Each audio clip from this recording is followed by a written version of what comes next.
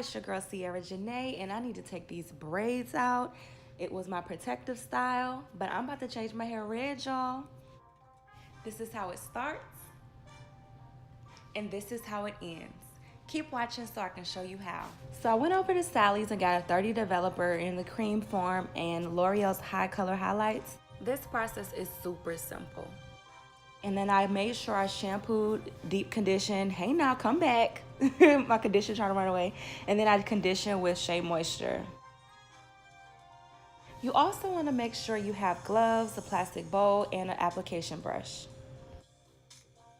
Okay guys, so I mixed the color into the bowl and then I just put it all over my head and let it sit. So I am looking for this.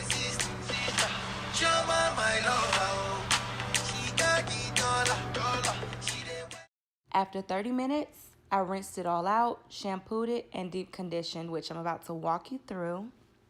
I used Afrogee's Keratin 2-minute reconstructor and let it sit for 5 minutes. This is me applying it, and my hair was not damaged, and I put the shower cap, well really it's a grocery bag.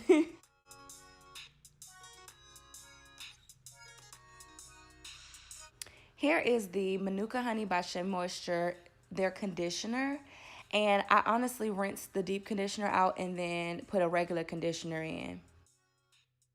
Next, I styled my hair into 2 cute little braids, and I am going to do a tutorial on this next. So guys, if you haven't subscribed already, make sure you do so you can see the next videos that I have. Thank you guys for watching, and I hope you enjoyed.